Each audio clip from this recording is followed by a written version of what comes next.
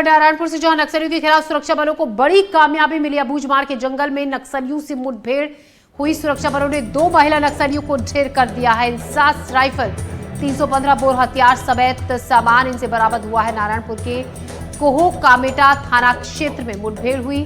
मार डिवीजन के नक्सलियों के खिलाफ यह ऑपरेशन चलाया गया था। इस वक्त की बड़ी खबर, नक्सलियों के खिलाफ सुरक्षा बलों को बड़ी कामयाबी मिली है। अबूझमाड़ के जंगल में नक्सलियों से ये मुठभेड़ हुई। सुरक्षा बलों ने 2 महिला नक्सलियों को ढेर कर दिया। इंसास राइफल, 315 बोर हथियार समेत सामान बरामद किया गया है। विकास तिवारी इस खबर पर ज्यादा जानकारी के साथ हमारे सहयोगी हमारे साथ जुड़ रहे हैं। विकास, एक बड़ी कामयाबी नक्सलियों के खिलाफ सुरक्षा बलों को हाथ लगी है। देखिए, जिस तरह से हथियार मिले हैं, इंसास ऑटोमेटिक वेपन मिलना मतलब कि माओवादी संगठन के किसी बड़े स्तर के माओवादी का मारा जाना, इस ओर ध्यान इंगित करता है। हालांकि मारी गई महिला माओवादियों की शिनाख्त नहीं हो पाई है, लेकिन कल रात से ही ये पूरा ऑपरेशन चल रहा है, जिसमें नारायणपुर कोंडागांव के एसटीएफ और डीआरजी बस्तर फाइटर की टीम है, जिनके द्वारा संयुक्त ऑपरेशन चलाया गया था।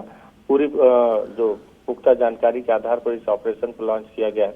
कोकामेटा के इलाके में और आदेर के अलग अलग इलाके से इस फोर्स को चारों तरफ से घेरा गया है माओवादियों को फोर्स के द्वारा। सुबह से ही मुठभेड़ जारी है। मुठभेड़ अभी समाप्त नहीं हुई। ये प्राथमिक जानकारी है कि 2 महिला माओवादियों को मारा गया है और मारने के बाद उनसे हथियार भी बरामद किया गया। जब तक अब जवान वापस लौट कर आएंगे तो इसके बाद फिर ये तय हो पाएगा, क्योंकि मारे गए माओवादियों की शिनाख्ती की जाएगी, तब पता चल पाएगा कि सफलता कितनी बड़ी है। क्योंकि इसके पहले भी कई माओवादी मारे गए हैं और शिनाख्ती के बाद ही उनके कैडरों के द्वारा जानकारी मिलती है कि जो उनका क्या दायित्व रहा है संगठन में।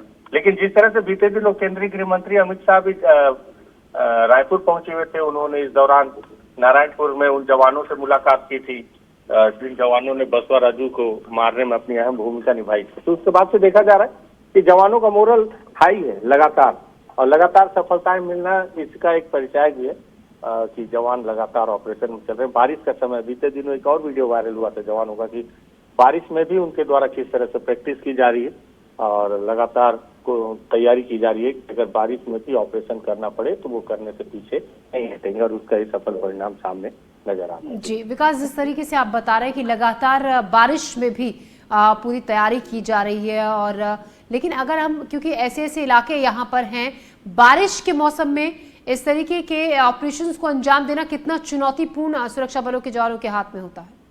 देखिए, मानसून का जो ऑपरेशन है वो हमेशा से ही बहुत कठिन रहा है जवानों के लिए।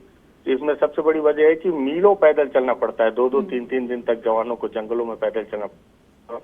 उन्हें बहुत सारी समस्याओं का सामना करना पड़ता है, जिसमें पीने के पानी की व्यवस्था करना, क्योंकि ऐसे समय में जो नदी नाले के पानी है वो भी काफी गंदे हो जाते हैं, जिससे जवान अधिकतर अपनी प्यास बुझाया करते हैं। साथ ही साथ अंदरूनी और जंगल के इलाके में जो सबसे बड़ी चुनौती है बस्तर में अगर आप आंकड़ों पे नजर डालें तो जितने जवान माओवादियों की गोली से शहीद नहीं हुए, उससे ज्यादा जवानों की मौत मलेरिया और डेंगू से हुई है।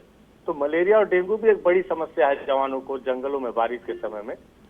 इन सारी समस्याओं से लड़ते हुए उन्हें माओवादियों का खतरा, स्पाइक होल का, और आजकल माओवादियों ने फिर से पुराने पैतरे को जिसे अपनाना शुरू किया है, आईडी बम का खतरा, इन सभी चुनौतियों से लड़ना पड़ता है।